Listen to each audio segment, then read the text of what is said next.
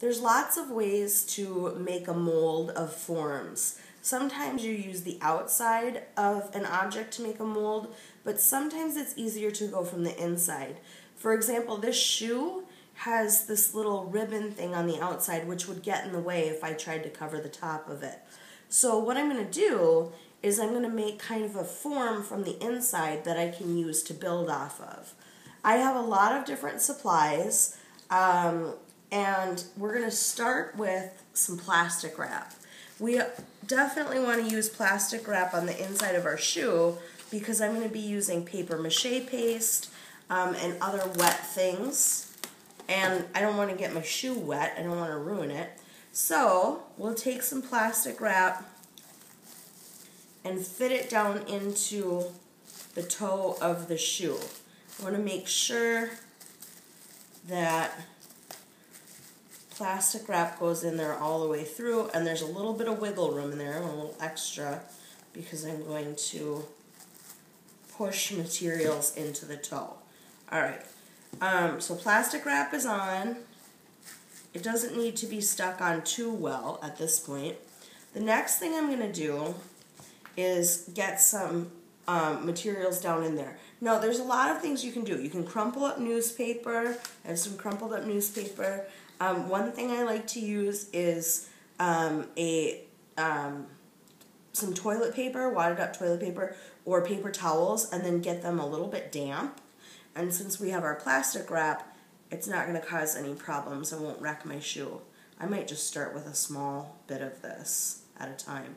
And it's been soaking for a couple minutes so it rips apart really easily. And I'll gently push it down into the toe of the shoe.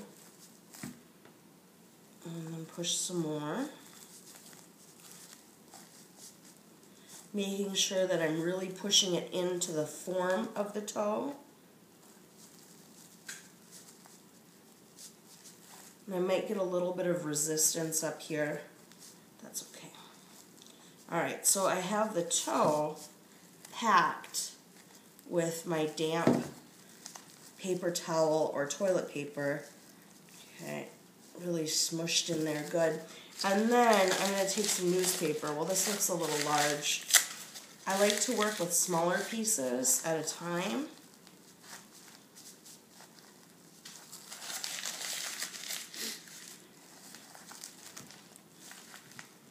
I'm really filling out the toe of that shoe. Another thing that you could use is if you have some brown paper towels found in almost any classroom. That's a good stuffing medium as well. Probably get those damp too if you want them to be more malleable. Once you've got the toe good and stuffed, then I'm going to take my plastic wrap, and all I'm really trying to get is the form of this toe part right now. I'm not worried about the rest of it. I'm going to do this piece by piece. So once I have that kind of shoved in there and it's right the form, I'm going to pull it out and it retains the form of the shoe. At this point, I can go ahead and cover this form with tape. Is helpful sometimes. Use a couple pieces of tape to hold everything together because some of it's wet and some of it's dry. I don't have tape on me, but that's not a big deal. I'm just going to hold it tight and I'll be able to do this and show you how to do the next step. So I have the inside of the form, and then I'm going to use some paper mache paste, and I just mix this up so it's kind of bubbly, but after it's been sitting for a couple of days, it won't be so bubbly. It's goopy, it kind of looks like snot, but it works really well for binding layers. And this paper mache paste happens to be an Elmer's paste, and it comes in powder form, and you just mix it with water. There are directions on the back. I have lots of different types of paper that I could use with my paper mache paste. Newspaper is the most conventional. So if you want to take newspaper and get it dipped and start putting on layers, and with these tiny pieces of newspaper, one thing I can do is just kind of get my fingers wet and then smear them off.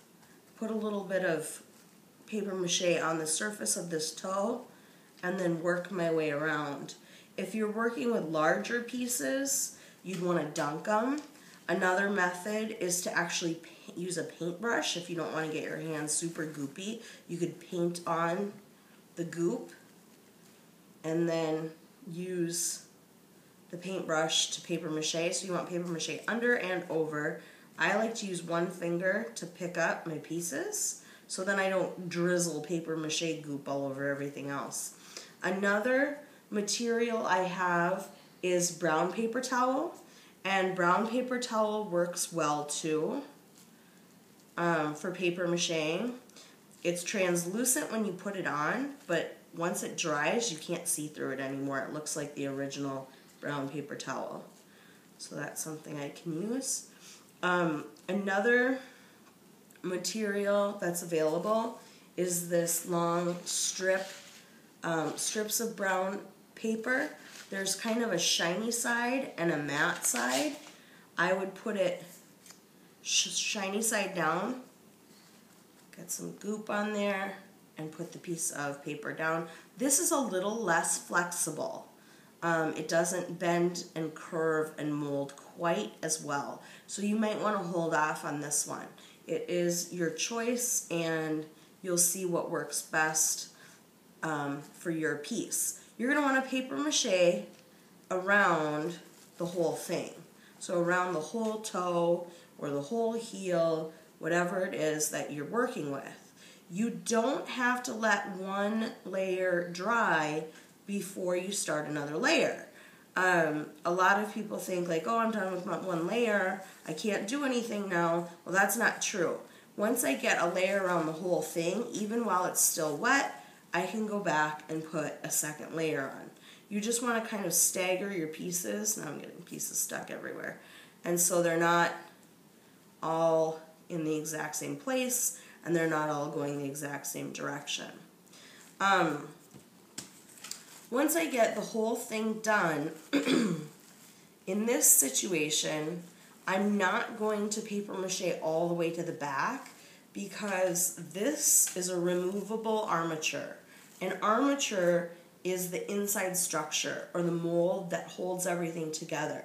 So I'm going to just leave this open, paper mache around the toe, and then once this is dry, like tomorrow, or depending on how many layers I want to put on, the more layers it has, the stronger it will be if I wait a couple of days. If I keep this open, then when it's dry I can pull out all the inside and then pull out the plastic wrap, and I will have this lovely mold of the inside of the shoe.